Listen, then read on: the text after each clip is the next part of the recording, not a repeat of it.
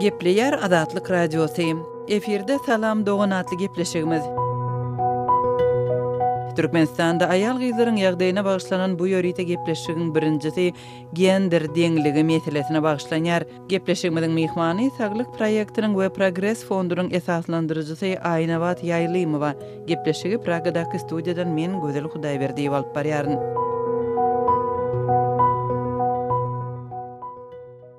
Aýnawat aýallaryň we erkekleriň arasynda deňlik barmy Türkmenistanda siziň pikiriňiz? Umumyň siziň öz tejribeňiz Türkmenistanda ýaşadyňyz, şerde bilim aldyňyz, jemgyýetdäki ýagdaýlary içinden bilýäňiz. Aýallaryň we erkekleriň deň hukuklary, deň mümkinçilikleri we jinsal alamaty boýunça kemsitmeden, diskriminasiýadan azat durmuşy Türkmenistanyň konstitusiýasy tarapyndan kepillenýär. Ýöne bu zatlar olar iş ýüzünde goralanok. Bir näçe mysal getirsem şu ýerde, öýdäki zorlukda aýal gyýlar we şagalar goraksız galýar Türkmenistanda. Şeklendirilen abort meselesinde bolsa, aýal öz gelejegini, maşgalasyny millileşdirme hukugundan mahrum edilýär wa Türkmenistanda.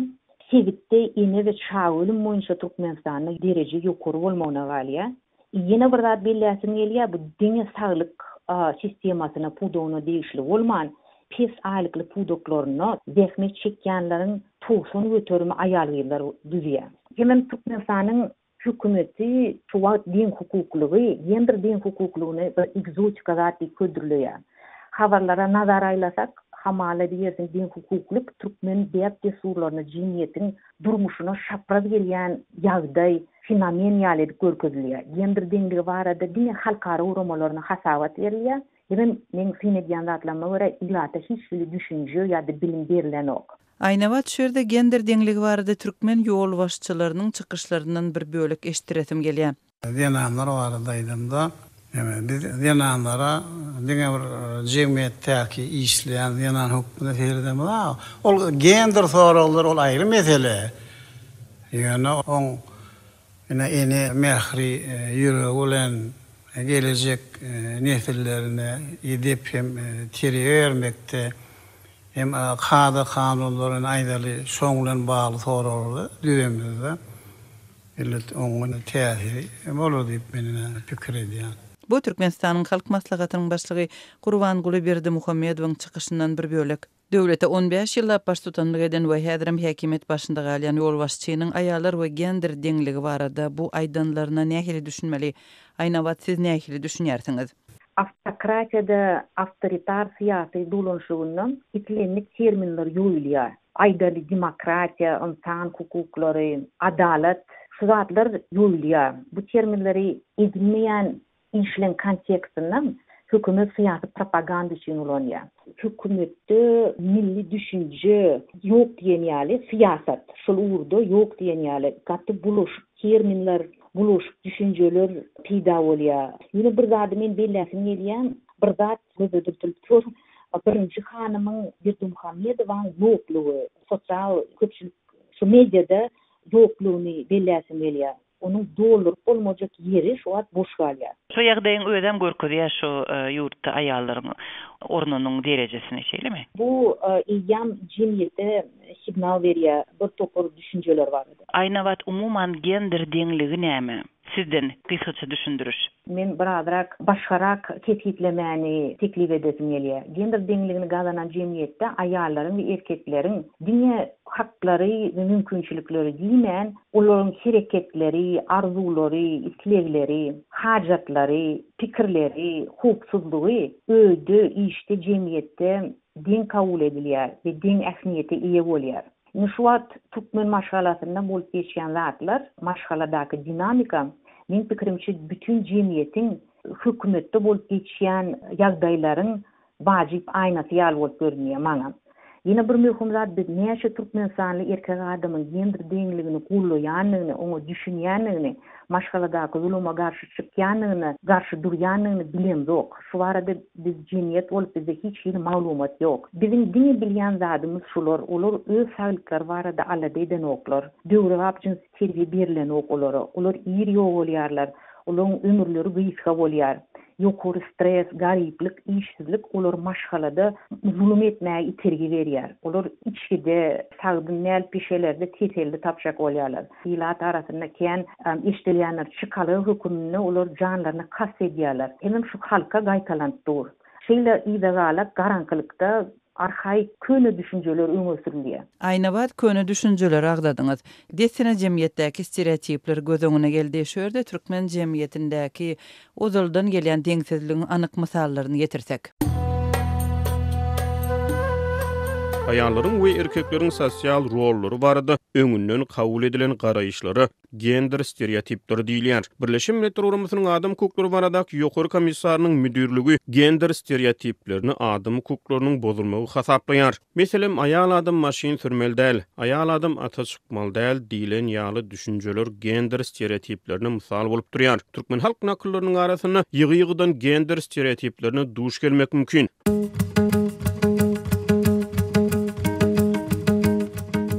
Er getse ırskaçılar, ayal getse ayvi. Erin özü öýde tursa-da hyýaly daşarda, aýalyň daşarda ýörse-de hyýaly içerde.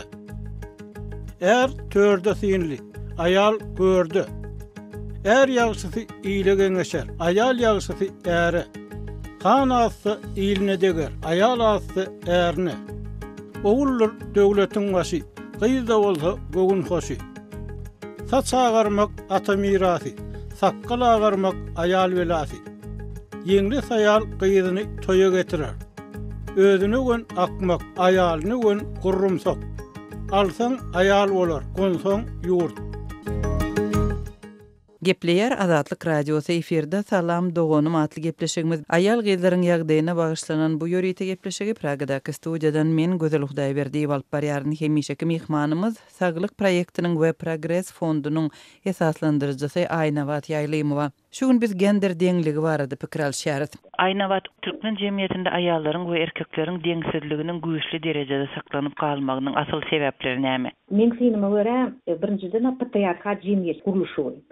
Patriarhatda erkek adamlar aýallary özleri hediledip güllep ýaşaýar diýip bolmaýar. Patriarhat men pikirimçe umumy ähli halk bitbalçylyk sistemady. Şu süýüni, insanperwerligi, hormaty öňe sürmeýän aýal-gyzlaryň deňsizligini olary ikinji derejeli raýatlara ýa-da üçünji derejeli diskriminasiýany ündüýän düşünjeleriň ýaýramagy diýip belläsim gelýär. Ýene bir faktor garyplyk we zorluk. Bu ikisini ilmde dogany hasaplaýarlar. Garyplyk we zorlugy bir bolan ýerine beýleksem bolýar. Durmuş ýaşaýyş şertleriniň ýaramazlaşyp barmagy aýal-gyzlaryň arzularyna böwet bolýar. Olar şu wagt Türkmenistanyň aýal-gyzlar öz rollaryny diňe ene ýa biriniň uyusy ýaly rollar bilen şeklendirmeli bolýarlar. Alalaşyp ýaşamaly bolýarlar. Durmuşa çykmak, maşgala urmak ýaşlykda ýeketek model hökümini öňe sürülýär. Men okujak, men kär edinjek diýen aýal-gyzlaryň sany azalýar.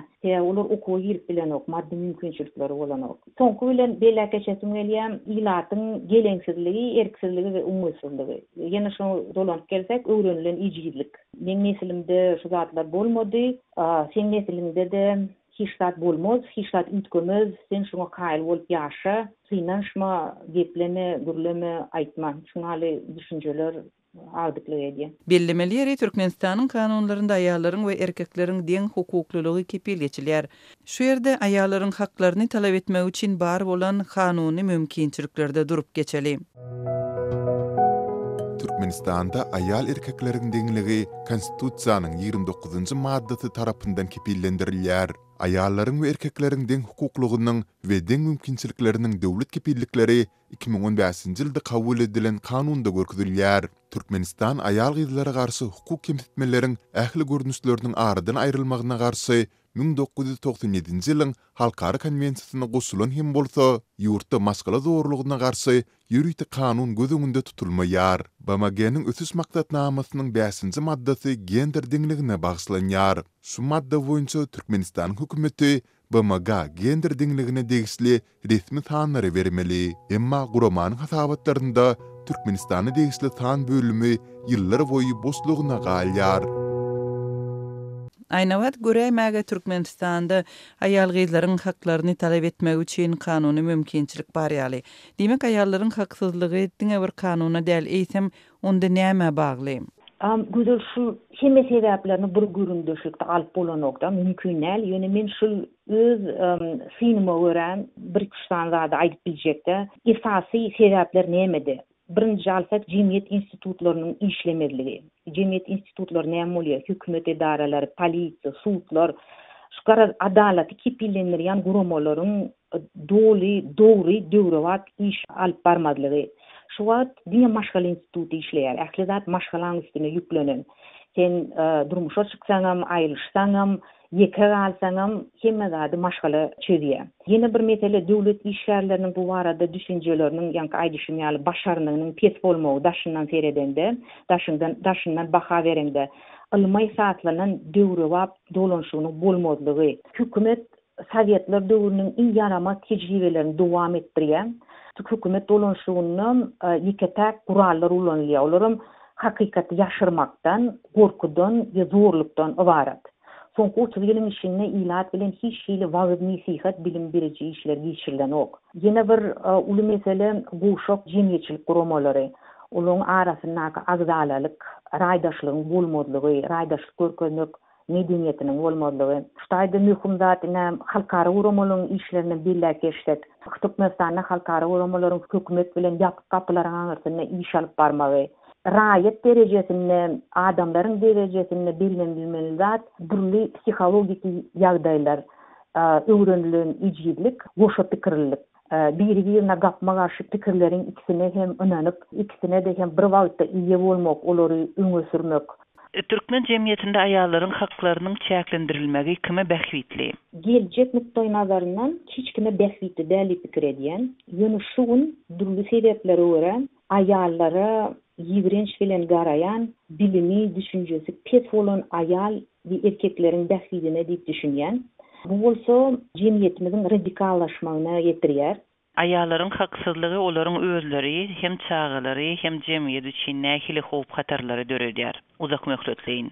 Gaty bu soru gözel daşagyda oturmalylar diýende, Owgynstanyň modeli. Bu şeý döwlet aýal gyzlaryň haksızlygy Owgynstanyna, olaryň düşün aýlygan ýagdaýlary bizi oýlandyrmaly. Olar bu näşeýle bir günne ýetmändirler.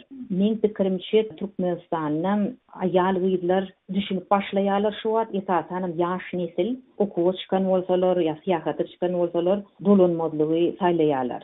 Din hukuklu gazanan ýurt ýok dünýäde. Ýöne onuň durly derejeleri var. Dinleýijilerimiz syýasat bilen gyzyklanmaýan hem bolsa, işleýänler aýal gyz bolup nerede ýaşamak aňsat we amatly Owgynstanymy ýa Şwediýada, Norwegiýadamy, şu sora olar jogap berip bilerlerim kädi. Zulümüň bolan ýerine hakyky we hormat bolmaýar. Aýala da we erkege de. Bu bolsa biziň jemgyýetimizde zulümüň agressiv hereketleriň artmagyna ýetirýär. Şu wagt jemgyýetimizde adygly edýän duýgular, geleňsizlik we agressiýa. Bu düýp sebäbi adalatsızlyk diýip pikir edýän. Şu ýagdaýda betbagt aýallar, erkekler we çağalar köpelýär. Millileşdirilmek şagaların köpölýär, aýlyşýan şatynjaların sanlary hem artýar. Jemler baýsam bu bolsa jemgyýetimizin hat hem ykdysady we ruhy taýdan garyplaşmagyna ýetirýär. Iň soňky suwal ýagdaýyň üýtgeme üçin näme etmeli siziň pikiриňizçe? Şu wagt biziň gurumdaşlygymyz köp bölegi sosial normalar barada gözel. Bu sosial normalar kim döredýär? Ilat, adamlar alanlaşyga ýerip şu normalary döredýärler, olary öňe sürýärler. Şoň üçin men pikirimçe ilatyň roly gaty möhüm bolup durýar-da, şoňa düşünmegini, näme diýänini, nähili hereket edýänini analiz bermek her adamyň. Birinciden biz özümiz barada pedagogymyny pikir etmegimizi, pikir aýlan sistemamyz barada habardar bolmaly, ondan saplanmaly. Men ilimden gelýän zat ýok. Ýene bir zat döwletiň häkimetiň borçlary var. Elbetde ilkinji ýylyň raýatlaryň öňünde borçlary var. Hem halkara guramalaryny konwensiýalaryň üstü bilen öz borçlaryny beýan edýär. Indi şu biz raýatlar gol goşuryp oturma, men pikirimçe hökümeti borçlary barada ýatladyp durmaly. Bu proses hökümet zulümü togtadyp raýat bilen dialog açmaly. Bunun gorkmaly, mediada meselelerin açyk kaldyrmagyny galanmaly. Hormatly radio dinleyijiler, şunun bilen aýal gyzlaryň ýagdaýyna bagyşlanan ýörite gepleşigiň birinji sanyny geçirip gutarýarys. Ýene-de eferde duşuşýança hoş sag bolun.